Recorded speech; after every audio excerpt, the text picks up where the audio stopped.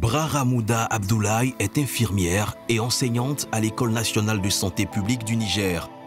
Cela fait plus de 10 ans qu'elle parcourt les lycées et collèges du pays pour assurer la prise en charge des jeunes filles en état de crise. Moi, je connais ce genre de crise-là et j'ai géré, j'ai fait DIFA.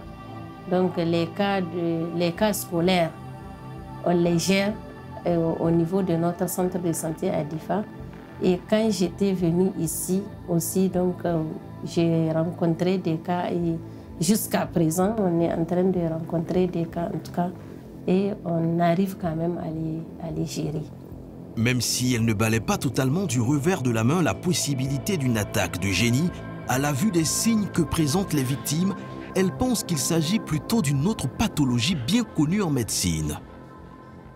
On les appelait des crises de série.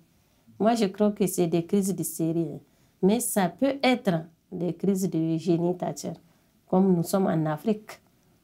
Donc, on peut croire en ça.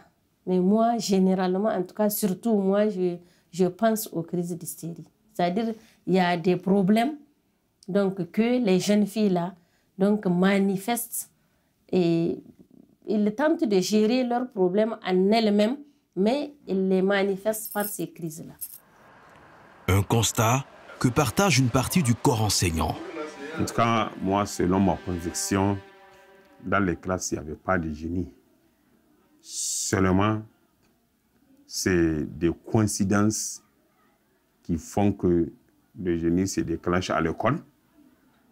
Et peut-être c'est le climat affectif qui n'est pas habituel à la fille, ou bien d'autres raisons qui les posent.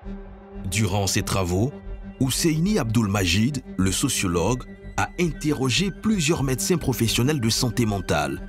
Pour eux, le phénomène présenté comme une attaque de génie a bien une explication scientifique. Dans les trucs qu'on a eu à mener, il y a des psychiatres, il y a des psychologues.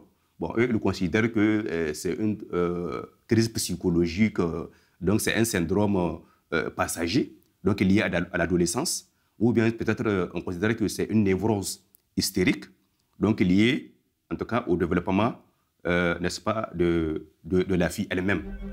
Une pathologie qui serait déclenchée par un certain nombre de facteurs propres à l'environnement des victimes.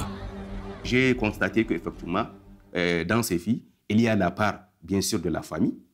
Donc, c'est-à-dire qu'il y a des conditions de vie dans la famille, souvent, c'est-à-dire qui sont aussi difficiles. Il y a les problèmes de communication avec les parents de certaines familles et qui font que, donc, c'est-à-dire que ces filles-là développent des failles ou bien des brèches.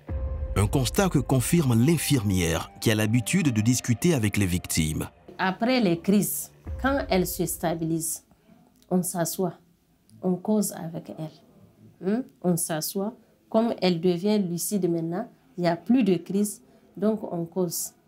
Je demande d'abord depuis combien de temps qu'elles ont commencé. Donc généralement, elles disent c'est depuis le collège. Maintenant, je demande les signes précurseurs.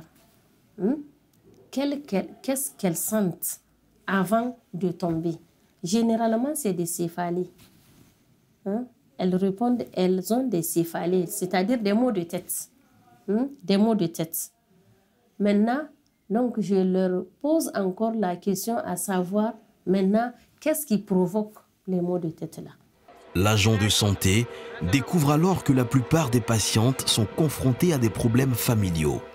Maintenant, généralement, elles disent qu'elles ont un problème. Et moi, c'est ça que je vais savoir, le problème. Le problème, c'est social, généralement. C'est social. C'est la famille, c'est le fiancé, généralement, et c'est le tuteur. Des problèmes familiaux, mais pas seulement. Les études ont aussi révélé que l'environnement scolaire pouvait favoriser la manifestation des crises d'hystérie. Et ici, au niveau de nos écoles aussi, il y a tout un tas de problèmes. Mais aujourd'hui, vous allez voir qu'il y a trop de stress. Devoirs continus, devoirs de maison, sans compter les perturbations scolaires, grève de contractuels ou d'enseignants. Et vous allez voir que souvent, donc, avec des cours de rattrapage, vraiment, les élèves n'arrivent pas à s'adapter. Et nous avons aujourd'hui des classes pléthoriques. Et généralement des classes en paillotes. Sans aération, sans ventilation. Parce que vous allez voir, il y a des victimes qui vont vous dire que elle, le génie s'est manifesté quand elle a senti une mauvaise odeur. Des explications scientifiques qui peinent à convaincre les familles de victimes.